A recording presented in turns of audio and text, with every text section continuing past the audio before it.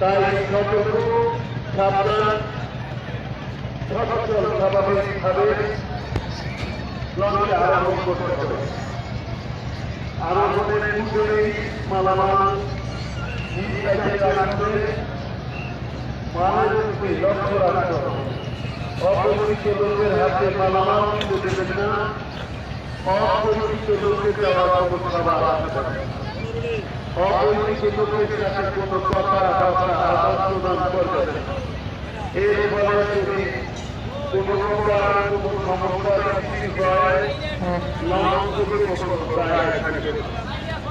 ধীরে ধীরে হাত থেকে বাচ্চাদেরকে দিতে না যায় সেদিকে লক্ষ্য রাখতে হবে। এবং আপনি নিজে সতর্ক হবেন, আপনার পাশাপাশি যারা রয়েছে তাদের সতর্ক করবেন। আপনাদের